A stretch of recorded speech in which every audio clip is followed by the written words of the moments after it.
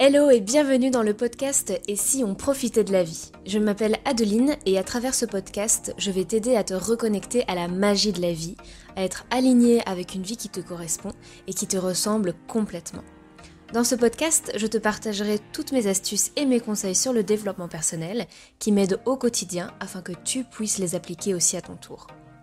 Alors ensemble, kiffons la vie, notre vie, libérons-nous des blocages et des conditionnements qui nous empêchent d'avancer. Osons être pleinement nous-mêmes, osons briller. Hello et bienvenue dans ce nouvel épisode, j'espère que tu vas bien. Aujourd'hui, comme tu as pu le voir dans le titre, on va parler de reprendre son pouvoir, reprendre sa responsabilité pour pouvoir passer à l'action. Alors pourquoi j'ai envie de parler de ça aujourd'hui? Tout simplement parce que après avoir discuté plusieurs fois avec mon entourage, avec des amis, etc., cette idée de vraiment de reprendre son pouvoir m'est venue. L'idée de cet épisode m'est venue après une discussion avec plusieurs personnes qui finalement ne font pas les choses qu'elles ont envie parce que elles sont toutes seules, parce qu'elles ont peur, parce que ce n'est pas le bon moment, etc. Et moi j'avais envie de te dire que si tu es dans cette situation-là, c'est pas grave.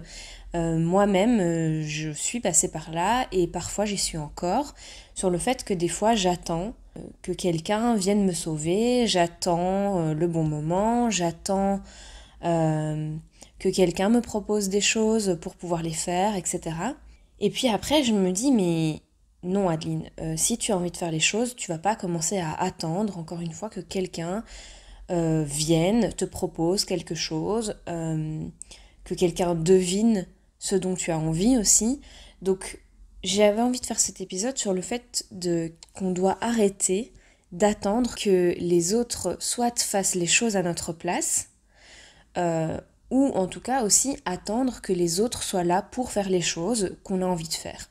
Parce que sinon on peut encore vraiment attendre longtemps et ne jamais les faire et voir les choses passer devant nous. Et puis, ce qu'on risque de faire en attendant les autres, c'est qu'on va les blâmer. On va se dire, oui, mais moi je suis toujours toute seule, moi il n'y a jamais personne qui est là pour faire les choses avec moi, j'aimerais faire ce genre de choses, mais les gens ne me connaissent pas assez et ne me proposent pas de les faire. Et en fait, je te raconte tout ça parce que moi je suis déjà passée par ce genre de réflexion à l'époque. Et en fait, tu as complètement le choix de faire les choses par toi-même. Tu ne dois pas attendre que les choses arrivent pour passer à l'action. Tu ne dois pas attendre qu'on vienne te tenir la main, qu'on vienne te sauver, entre guillemets, pour faire les choses que tu as envie de faire.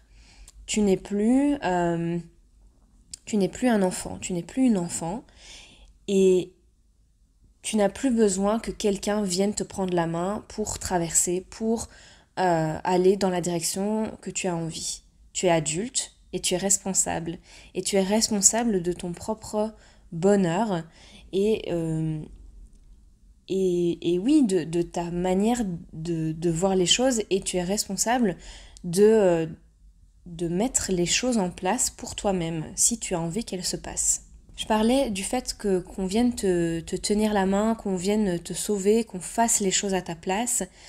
C'est l'idée en fait de quitter ce rôle de victime qu'on a tendance parfois à se mettre, cette étiquette qu'on a tendance parfois à se mettre, soit de se dire que c'est à cause d'une certaine personne qu'on n'avance pas dans notre vie, que c'est à cause des blessures qu'on a vécues, les blessures de l'âme, etc.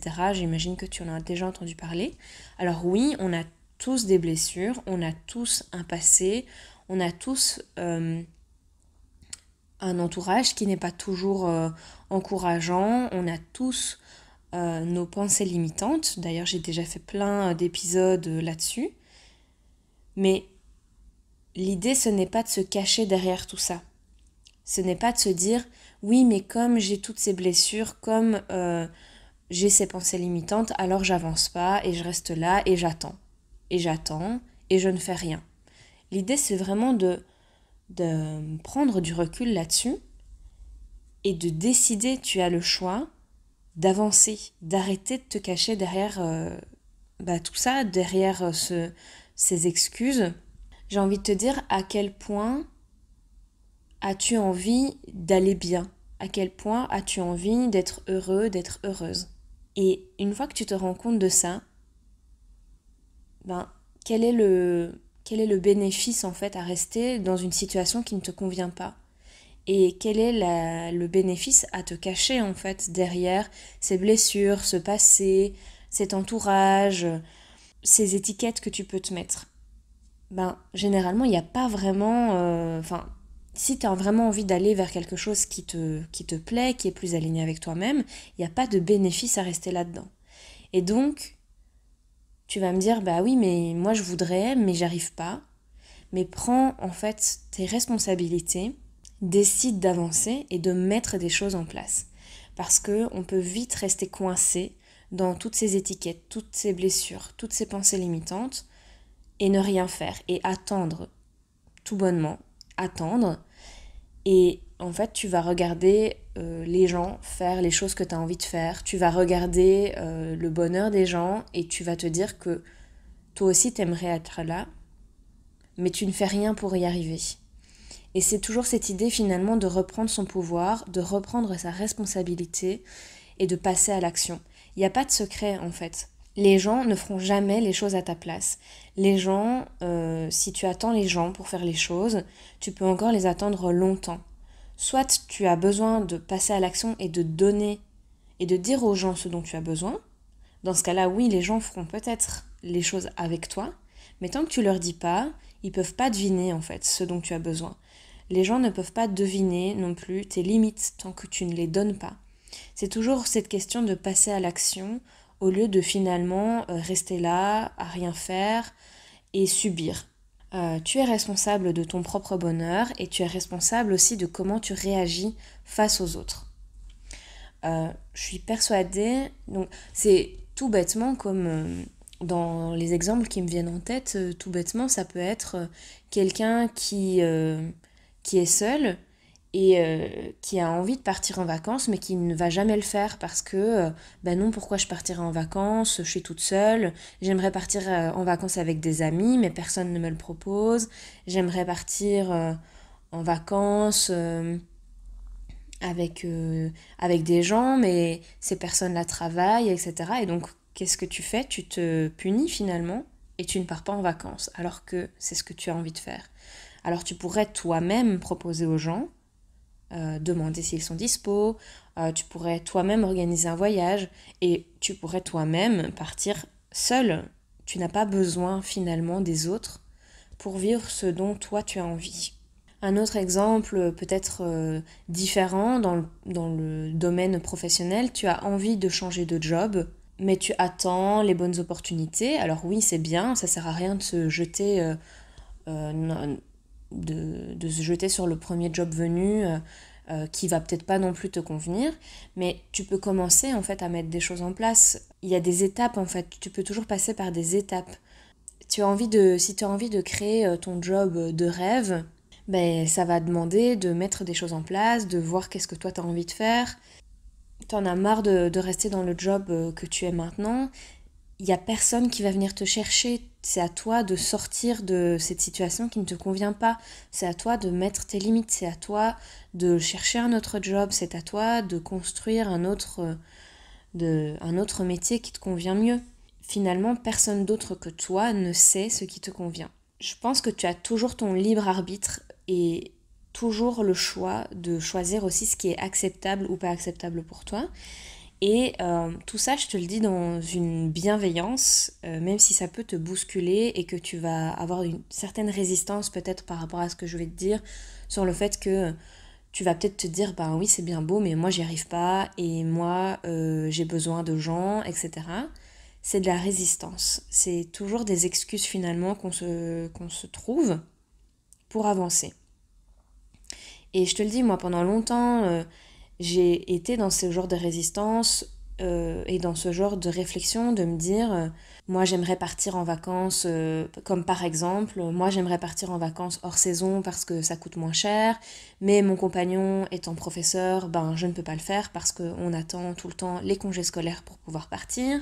Ben oui, mais en fait rien ne m'empêche de pouvoir partir aussi en vacances hors saison, même si mon compagnon travaille, et de pouvoir profiter d'endroits qui coûtent peut-être cher pendant les vacances scolaires, mais je peux aussi en profiter pendant le reste du temps, même si c'est sans mon compagnon. Je reprends mon pouvoir, je reprends ma responsabilité et d'arrêter de me dire à cause de lui je peux pas le faire. Non, c'est pas vrai. C'est pas à cause de lui que je peux pas le faire, c'est moi qui m'empêche de faire les choses. C'est la même chose quand je me dis j'aimerais pouvoir aller faire telle ou telle activité, mais mes amis ne sont pas disponibles, ça fait chier, j'aimerais pouvoir faire ce genre de choses, mais il n'y a jamais personne qui est disponible pour les faire avec moi. Mais en fait, qu'est-ce qui m'empêche de pouvoir les faire toute seule ? Rien, en fait. J'ai mon permis, je prends ma voiture, si t'as pas ton permis, tu peux prendre les transports en commun et va passer la journée que t'as envie de passer, à faire les activités que t'as envie de faire, sans attendre que les personnes soient là tout le temps pour le faire avec toi. Tu es responsable, tu es adulte, tu es capable de faire les choses toute seule aussi, vas-y, fais-le. Ne te cherche pas d'excuses, reprends ton pouvoir. Tu as envie de changement dans ta vie, reprends ton pouvoir, n'attends pas le bon moment spécialement, n'attends pas que les gens viennent t'aider, te prennent la main, comme je l'ai déjà dit, n'attends pas qu'on vienne te sauver. Reprends ton pouvoir, tu as toutes les capacités en toi pour pouvoir avancer vers ce que tu as envie. Alors parfois, ça ne va peut-être pas aussi vite que tu le voudrais, et ça peut être parfois frustrant, mais tu peux avancer quand même étape par étape, petit pas par petit pas, vers ce que tu as envie. Ça ne tient qu'à toi.